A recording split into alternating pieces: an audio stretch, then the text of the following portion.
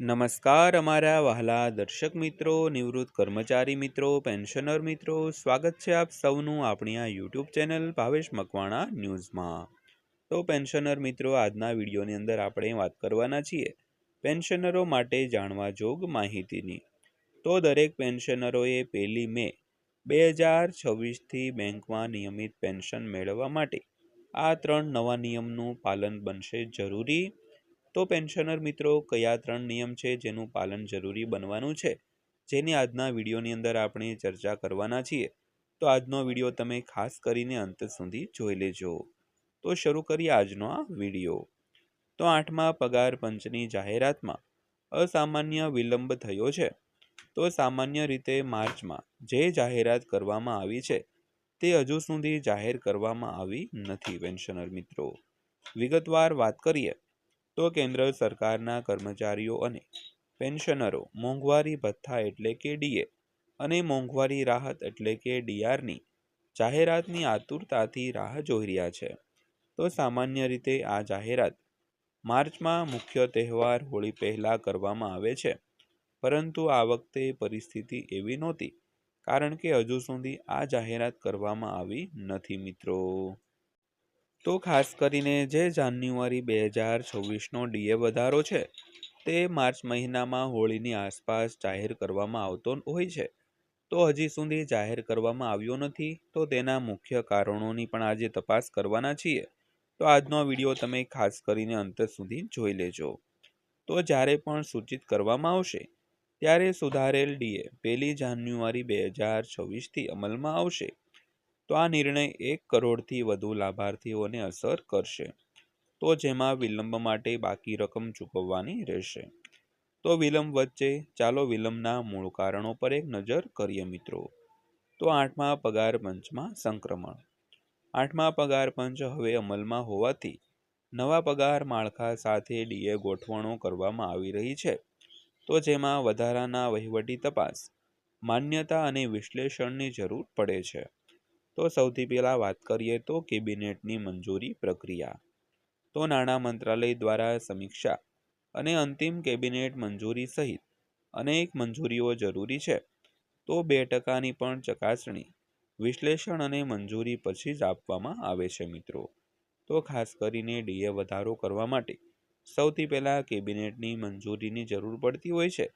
ભલે ફક્ત 2%નો વધારો કરવાનો હોય તો પણ કેબિનેટ તેમની ચકાસણી કરે છે, વિશ્લેષણ કરે છે અને પછી જ મંજૂરી આપવામાં આવે છે મિત્રો। ત્યારબાદ વાત કરીએ તો ડેટા ફાઇનલાઇઝેશન। તો ડીએ ગણતરીઓ ઔદ્યોગિક કામદારો માટે ગ્રાહક ભાવ સૂચકાંક એટલે કે CPI-IWના 12 મહિનાના સરેરાશ પર આધાર રાખે છે। તેથી સચોટ અંતિમીકરણ પાછલી અસરથી થતા સુધારાઓને ટાળવામાં મદદ કરી શકે છે મિત્રો। તો ત્યારબાદ વાત કરીએ તો વહીવટી ક્રમ। તો બાકી લેણાના કેસોમાં અધિકારીઓ પેન્શન, પગાર અને ભથ્થાના વિતરણને સુમેળ કરવા માટે સમયને સમાયોજિત કરી શકે છે। ત્યારબાદ વાત કરીએ તો માળખાકીય ગોઠવણો માટે એક ઐતિહાસિક ઉદાહરણ વિશે। તો એકવાર કુલ ડીએ વધીને 50%થી વધુ થઈ જાય પછી મૂળ પગાર સાથે મર્જ અથવા તો અન્ય માળખાકીય સુધારાઓ પર યોગ્ય વિચારણા કરવામાં આવે છે। તો પુષ્ટિ ન થઈ હોય છતાં વહીવટી નિર્ણય લેવાની અને સમજદારી એ સૂચનામાં વિલંબનું બીજું મુખ્ય કારણ હોઈ શકે છે।